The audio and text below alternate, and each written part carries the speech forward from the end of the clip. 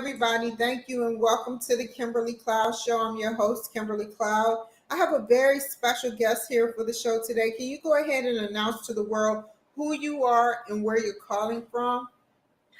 Hi, my name is Lani Lanchester, and I'm calling from California. I am a teacher in California, but what's new is I've written a book called Learning to Listen to Palestine.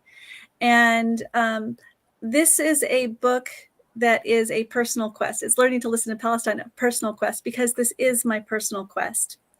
At one point in my life, I was raised a Zionist Christian, and I was unable to listen to Palestine. The name Palestine was a word that triggered me that I just really couldn't get past. And how did that happen?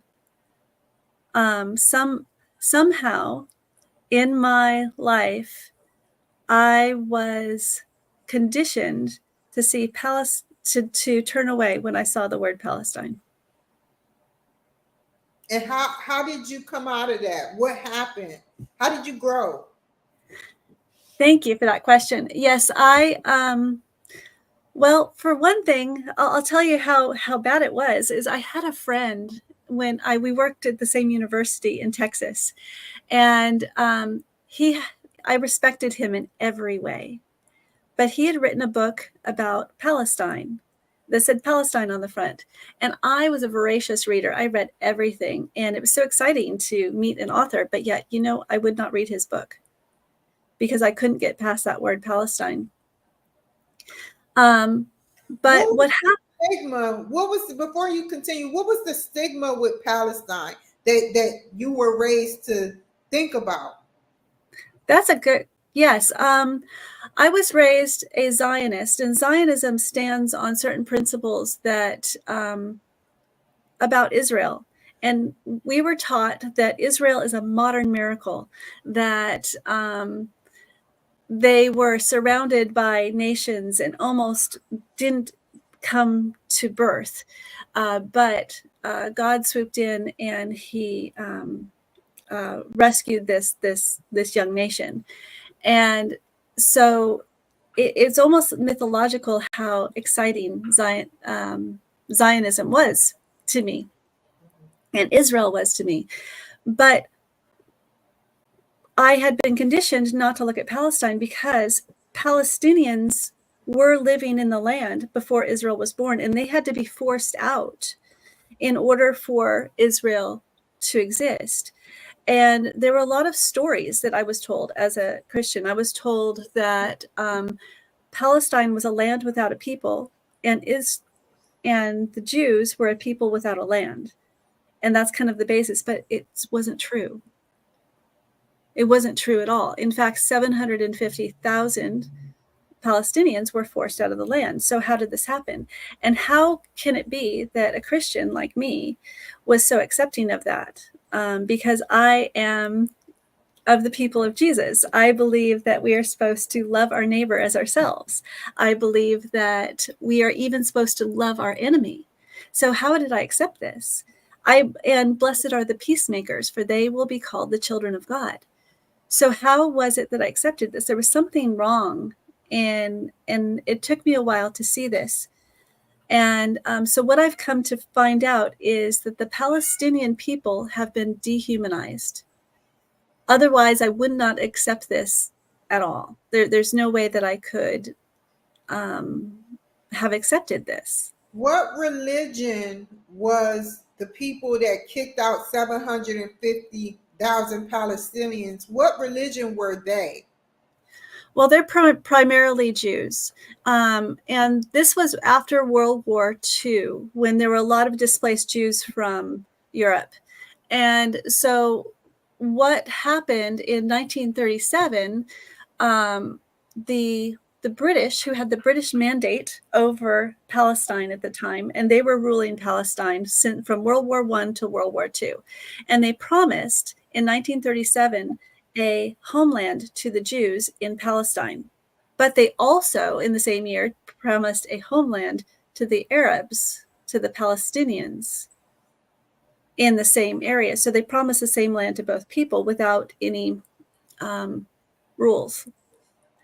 And so after World War II, when there were so many displaced Jews from Europe.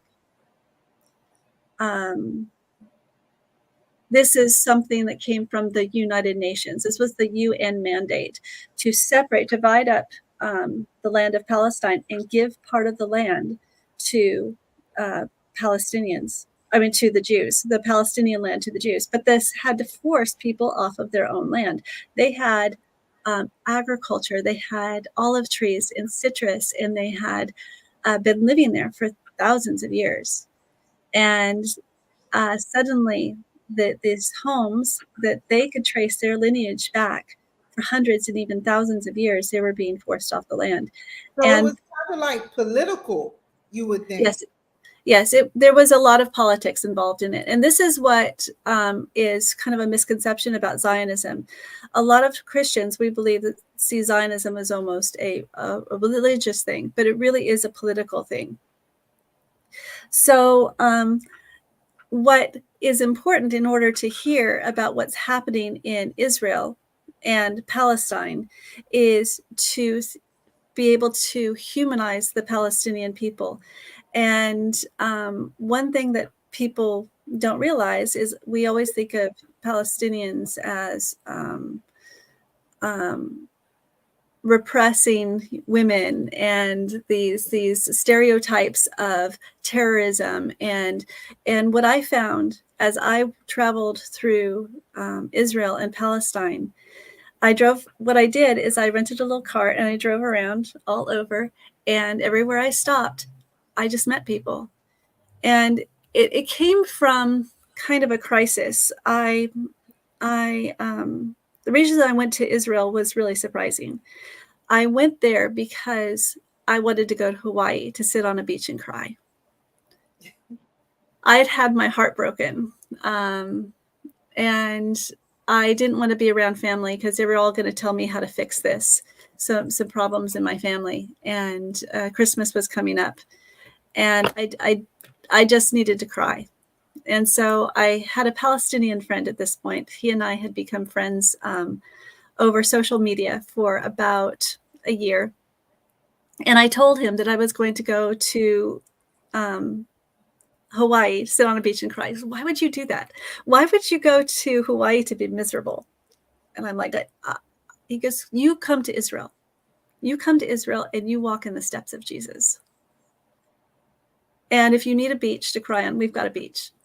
I like that. So that's what I did. Is he helped me make an itinerary of where I could drive to, what I should see. And I just rented a car and I drove from place to place to place to place. And everywhere I went, I met Palestinian Christians. And they surprised me and told me stories that I'd never heard before. But it started before I went. Before I went, my dad didn't want me to go. He was real concerned because I was going to be alone. I wasn't in a tour group. I didn't have all these safety and security on this. So I'm American. What could happen, right? So I did a Google search of Israel-Palestinian conflict and Christians, and I got a hit. And it was a woman who was almost exactly my age. That's when I learned about Shireen Abu Akleh. She was a Palestinian Christian who had her American citizenship. She had moved to America, went to school here, worked here, but then felt called to go back to Israel and Palestine and to show the stories of what was happening in Palestine to the West. So she worked for Al Jazeera. But what happened was the summer before I went to Israel, it was May 11th, 2022. She was in Jenin, a Palestinian village, with other press. And down the road was an Israeli armored vehicle. And they didn't know why they were there. They're usually only there if they're going to arrest somebody. Or some sort of action was going on. And so they were doing just as they were supposed to do. She had her press jacket on that says press across the front, her press helmet, and they walk slowly in pairs with their hands like this to show that they are press. And she was targeted by a sniper and shot in the head by the Israeli Defense Force. Yeah. And so I was shocked by this because this made no sense to me because I'd never heard of it. This happened just the summer before. And you remember that year was when the basketball star went into Russia? Yeah, I remember. Brittany And we Griner heard, or something. yes, and she had some illegal cannabis with her. Yeah. And we heard that in the news all the time. And the government was trying to help her get out. Our government was coming to her aid, and the press was on it all the time.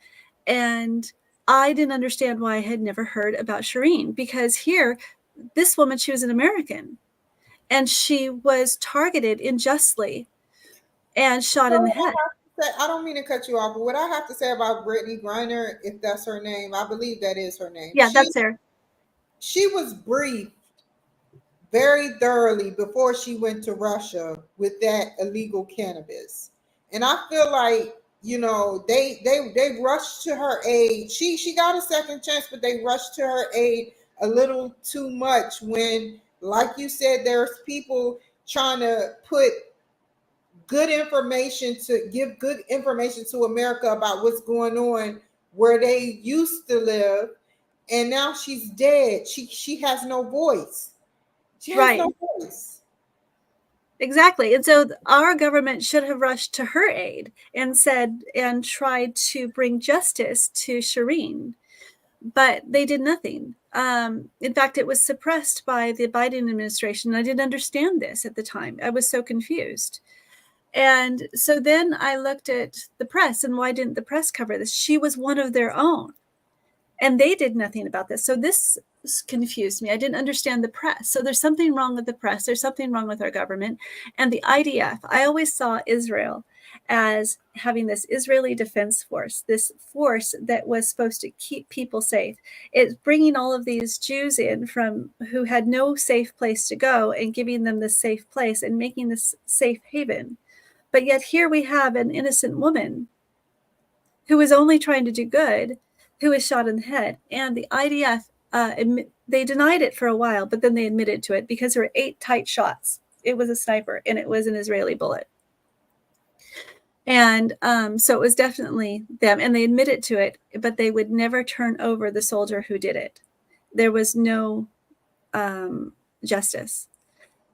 So I wasn't even sure if I should go at this point, because suddenly I realized I didn't understand anything about Israel. All I thought I knew about Israel from my upbringing was wrong. So I prayed about it, and I asked God, should I even go?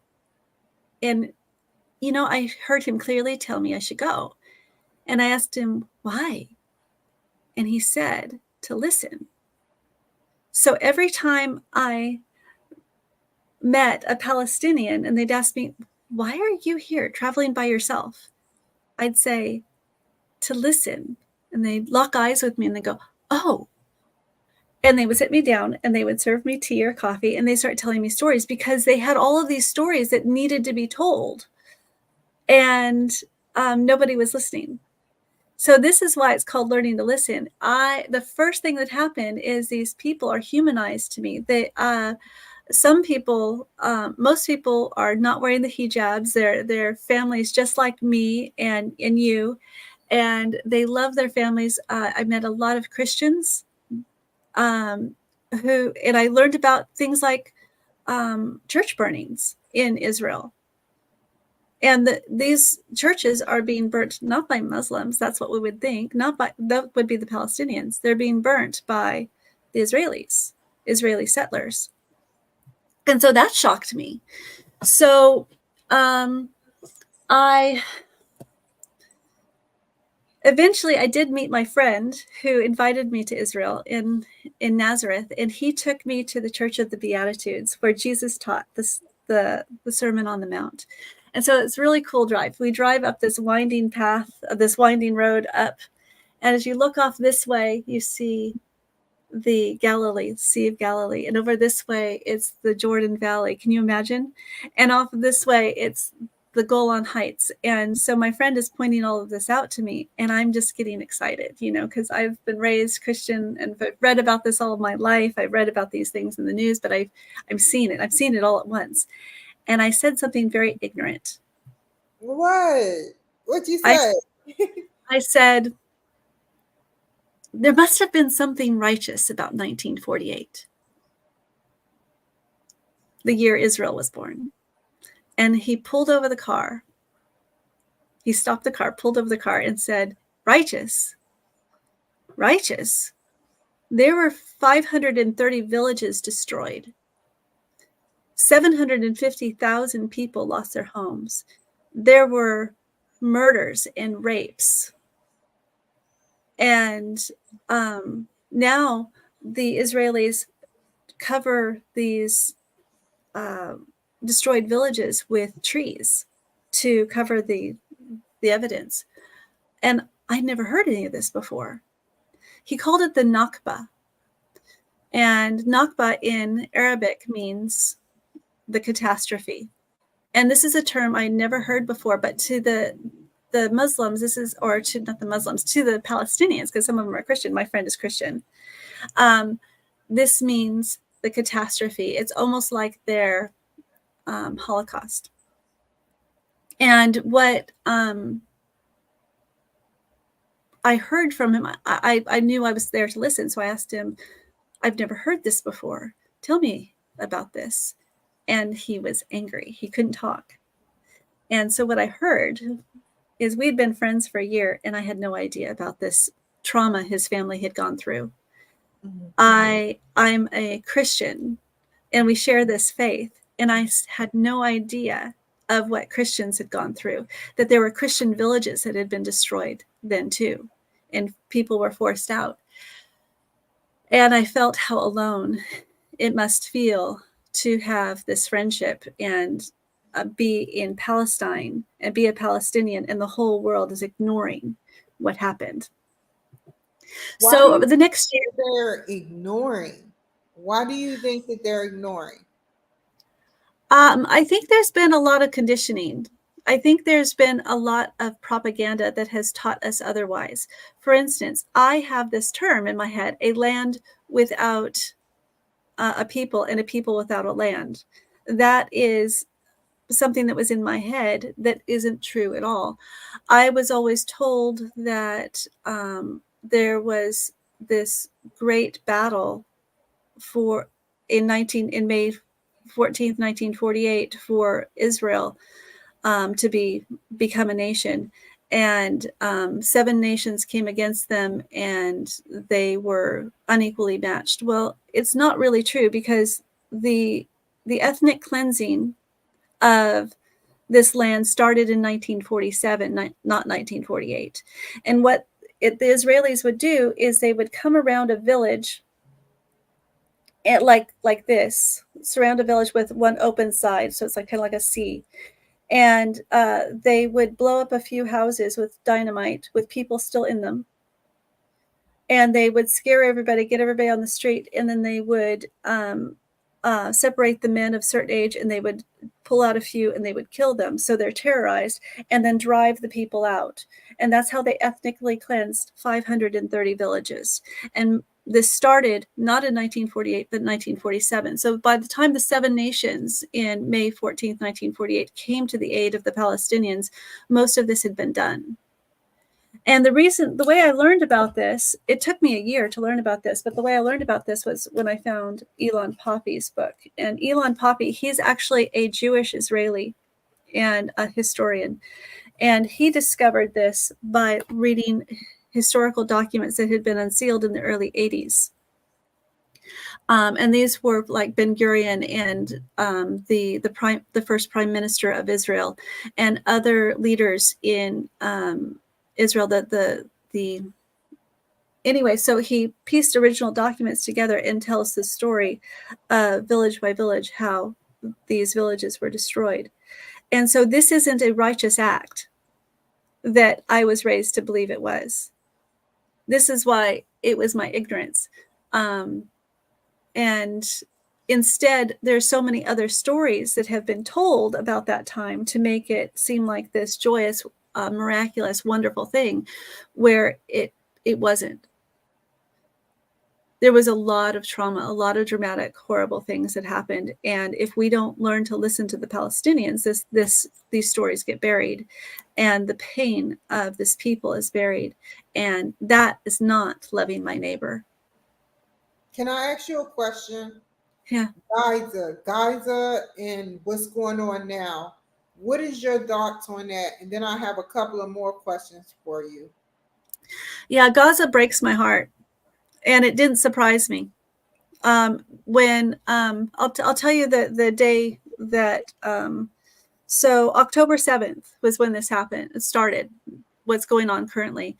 That night, I heard a pounding on my door, and I woke up and I knew nobody was there. I knew I was being woken up to pray, and I didn't know. So I just started. The first thought was to pray for my friends, my Palestinian friends in Israel and in Palestine. And so I woke up and I started praying for them. I prayed for my daughters. I prayed for my dad. And then I went back and prayed for my Palestinian friends again. And then I went to sleep. And the next morning, I'd been up for a while doing Bible study or something. And my mom called me and she's, Lani, have you seen what's happened? And I turned on the news and I saw what had happened with the Palestinians attacking the village. And I wasn't surprised, because I knew that the trauma that so many people carry, and some people are going to react out of hate and aggression. Before you continue, do you think that they're trying to suppress the history and erase the history of what happened by killing like the elderly, the baby boomers, and even whoever's in their path, just to suppress the history of what's been going on there? There's a big move to suppress the history. That's a good question, because they even blew up museums and things that they weren't housing people or anything. They blew up the museums, they blew up the universities, the schools, any place that has knowledge stored, they are destroying. That is absolutely true. But anyway, October 7th was a terrible day, but I'm gonna tell you about my worst day. It was October 14th. And on October 14th, that was the day my dad died. I'm sorry to hear that. And so I got a call that my dad was in the hospital and he had an episode. And so I needed to get to the hospital to see him. And as I was getting ready to go, I got another call. And my friend and boss, who had been battling cancer, she died that morning too. So I was brokenhearted, and in a way that I had never been before, because I'd already been so softened by what was going on in Gaza. And I was seeing this carpet bombing starting to happen. And so I was on the ground crying. I was making a keening sound. I'd never made that sound before. And I couldn't stop. So I called my Palestinian friend in Nazareth and I told him what was going on. And I told him I need to get to the hospital, but I can't stop crying. And he said, only prayer helps right now. I'm praying for you. And so I pulled it together and I got in the car and I went. And for some courage and some uplifting, trying to get myself there, I turned on Christian radio to try to help me. And what I heard was this: if I were Netanyahu, I would carpet bomb the whole thing. I'd squeegee it clean and start over. And then these guys, as they were talking on this talk show, they kind of backed off, and then, yeah, women and children would get killed. That would be awful. But no. And then they doubled down on it, and they said, we need to send a clear message to Hezbollah, Iran, Hamas, and this is what we need to do. Yep, that's what I would do. That's what I would do. So on that day, I knew. So on that day, I knew that this would be a genocide. Yeah. Because if my people are willing to support if the Christians are willing to support a genocide, Netanyahu would make it a genocide. They have been dehumanized. But our job is to love them. So that was the day I really broke. And I started writing after that, really honestly, about, I didn't understand what my trips to Israel and Palestine, and I went to Jordan also, were all about until this moment, and I started writing really honestly through my pain. And I realized that we need to love them as we were taught to love, and that listening to Palestine isn't an easy thing. It's something that we have to learn how to do. It takes practice, and it takes intentionality, and it takes us turning back to the teachings of Jesus. And we can't look at the Zionism without looking at the teachings of Jesus, because if you look at the teachings of Jesus, all of Zionism falls apart. And it falls apart even just with the Lord's Prayer. When I was in Israel, at one point, I went to a church on the Mount of Olives.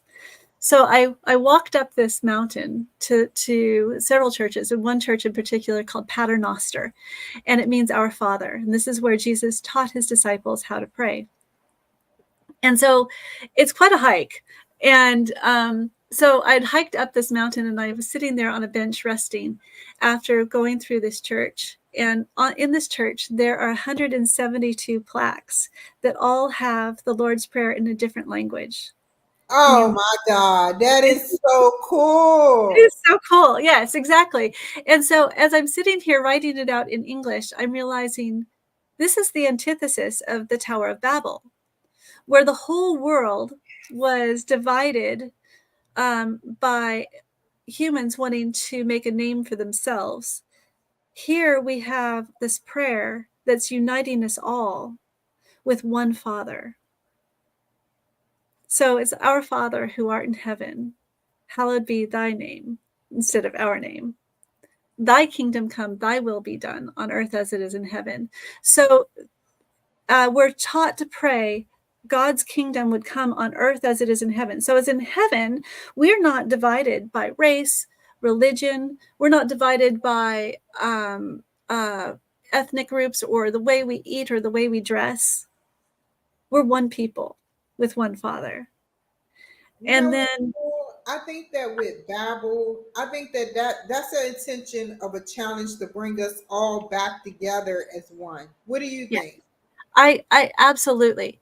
And we really should be. And this is something that we as Christians should see as the intention of Jesus, even just in this one prayer. And the next thing he says is, give us this day our daily bread.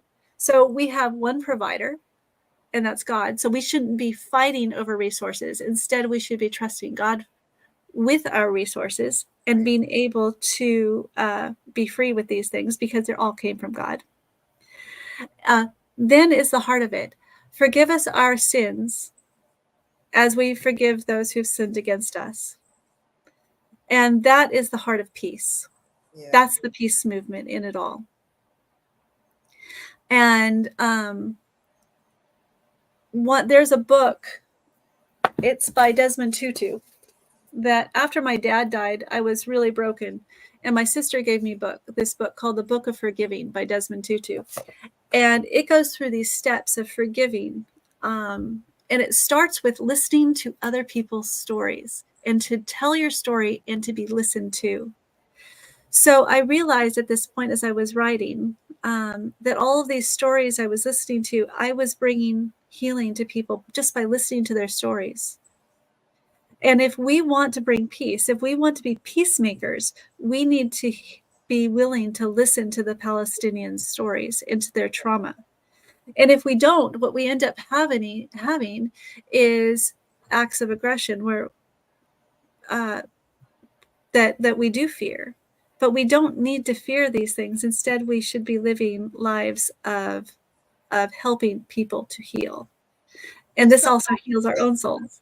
If somebody's not being heard for like centuries, they're going to get mad and they're going to rebel to get your attention. So I kind of see what's going on, but I just wish that we can have a trust factor where, you know, we get to learn their culture more so that they can trust us and we can trust them, and it'll be peace. Yes, there's a story that I like to tell from my classroom that's just about this.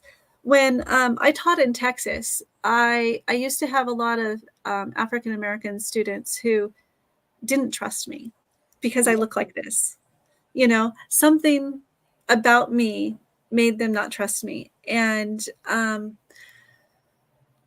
but there's only one race. There's only one race because I teach biology, and there's only the human race. So everything we see with skin color and things like that, it's just make believe. Superficial, like, yes, exactly. But because of the way they've been treated in the past, they're gonna look at me and not trust me, and so I have to win their trust. And so eventually, and I would work at it, and sometimes there'd be a student who I just couldn't win their trust, and eventually we would lock heads and we couldn't move forward or backward. And it would even really cause difficulty in the classroom. So I do the thing that they hate this. I tell them in the hall. And they don't want to go in the hall because this is where a teacher in the past who has likely gotten away from the rest of the classroom, and they can do anything in the hall. They can say horrible things to them in the hall. They can dehumanize them. But that's awful. So that is not what I do. I would take them in the hall and I'd tell them, lean against the wall. I'm angry right now. We didn't end up in the hall until I'm angry. But I'd tell them, lean against the wall. And then I would just lean next to them. And they know I'm angry. And they go, what? They want it over with. They want to get on to it. They're have anxiety and they have this fight or flight reaction right now. And I tell them, just lean. We're going to lean until I calm down. And they go, oh. And then after I'm calm and I feel myself again, and now instead of being anxious, they're curious about what is she going to do? And I turn to them and I say, I love you. And there's no reason why I should be in this job if I didn't love you. That's the most important job that I have. But my job is to give you the best outcome possible. We're not working well together. And in order to give you the best outcome possible, we need to work well. They're in shock at this point. But they're also, they believe me. And so I, at that point, have to be willing to hear their story. And if I listen to their story at that point, it brings healing to them. It brings understanding to me. It also, I won't do that again because, okay, I understand that hurt you. I won't do that again. And I have to be willing to be vulnerable also and to be at fault. And this builds trust. And after that, that student and I can do anything together for the rest of the year. You know, sometimes children are around other children, they kind of like show out, but when they're alone with the adult and you try to get them to understand, it's like they understand now. They understand that you're being honest and you want to hear their story, and that opens them up to, trust. Yes. So I wanted to ask you, well said, and I hope that it continues. Are you still teaching, by the way? I am. I'm teaching in California. I have 3 campuses, and I teach all kinds of students, and they give me ears to hear also, because I get these amazing opportunities to hear stories from all over the world from students. Good. And where do you see yourself going in the future with your book? Can you give me an excerpt from your book and then tell me where you're going in the future? Because we're closing out. Okay. Well, I hope to start a peace movement. Where did I put my book? I hope to start a peace movement with this book. Because listening, in order to have peace, we have to love each other. And we cannot love each other if we're not willing to listen. So I really do hope to reach into the Christian community and to give people ears to hear, and to listen to the Palestinians and make connections between Palestinians and people who have had trouble listening to Palestinians before because somehow they have been triggered by this word, Palestine. And then I know that what's happening in Gaza is so awful, so incredibly awful, that and there's so much trauma occurring right now that I hope to be someone who helps bring restoration and healing to Gaza and to Palestine, because I've cried every day for the past 290 some days of this conflict. And it's not a conflict, it's a genocide. You know, how are you going to implement that to get it on to like a mainstream show, you know, like CNN or ABC, like a mainstream? How will you implement that to get your word out? Well, as I told you in the story about Shireen Abu Akleh, her story didn't make it mainstream. How do you make this mainstream if her story couldn't make it mainstream? Sure. I think this is going to be a grassroots effort. This is going to be one person handing the book to another person, to another person. However, I did start a podcast also, and my podcast is Learning to Listen to Palestine, and I would encourage people to come in. And what I'm trying to do is give Palestinians a voice. I'm trying to bring Palestinians into this program, to where they can tell their stories about their families, their culture, their jobs, their education. It's remarkable and beautiful, and we need to humanize them first. And then they also get opportunities to share about their trauma. It's the same path that I went through, was I was driving through Israel and Palestine and Jordan, and I was listening. It gives people the opportunity to do this in an easy way. And then I encourage people to reach out to your neighbors. You have neighbors who are Palestinian. They have been displaced to all over the world. And if you're willing to listen, you're going to find them. And when you meet them, and they're so willing to tell their story, that they're going to want to tell you their story, and you're going to find this friendship. And if we have this friendship growing, you see, this is the beginning of a peace movement. Peace movements do not start on CNN. Peace movements start in conversations, in kitchens and cafes, and even between you and me right now. Thank you. How can the people reach you, Lani? I am easily reached on Facebook, so I encourage you to follow me on Facebook. My website is listentopalestine.com. My email and my contact information is there as well. My podcast is called Learning to Listen to Palestine. And so I'd love for people to reach me there. If you are a Palestinian and you want to tell your story, I would love to tell your story on my podcast. Let you tell your story on my podcast. And I want to model to people how to listen rather than injecting Western thoughts when something doesn't stick. I want to show people how to ask a question, a clarifying question, so we can understand things that we don't understand. For instance, when my friend said there are 530 villages destroyed, I didn't understand this. It had no place in my brain to stick. So I had to learn, and I had to ask questions, and then I had to research and study. Yeah. So if any of this has no place for it to stick in your head because this is new to you, I encourage you to reach out to me and to read my book. Here it is. It's called Learning to Listen to Palestine. There's a lot of stories that will help you. And what I did is I listened to the stories of the Palestinians that I met. I wrote these stories down along with the research that I did following up. That will help you a lot. The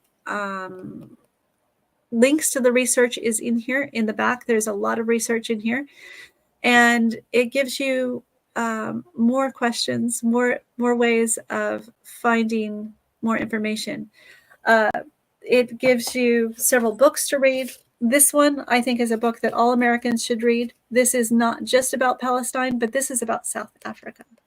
And it's about how South Africa found healing. If South Africans can find healing, you know what? World peace is possible. So that's an exciting thing.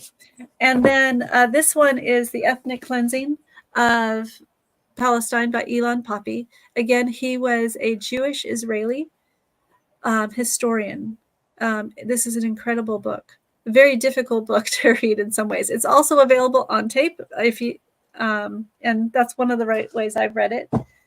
And then this one is by a Palestinian Christian called Yohanna Catanacho. I say his name poorly sometimes. My Arabic is not fantastic. But it's called The Land of Christ, A Palestinian's Cry. And this book shows the spirit of the Palestinians and how they get so much from their faith. The Christians show how their love for each other is what gives them their tenacity and their resilience and their love, and for their incredible families. So I encourage you to learn to listen, to dig a little bit deeper into the Palestinian issue, because we are not being fed this by CNN. We are not being fed this by the main news media. You have to look for it, and we have to develop. Come out. One day it's going to come out, and it takes people to passing a torch, like you said, to have this come out. It's people watching now that didn't know. I didn't know everything. So I know a little bit more now because of you. Thank you. Thank you, Kimberly. That means a lot to me. That's incredible. Can you stay on the line? Stay on the line for a second. Thank you guys for joining the show and watching the show. You all take care, be safe, and I'll be back on here later. Thank you.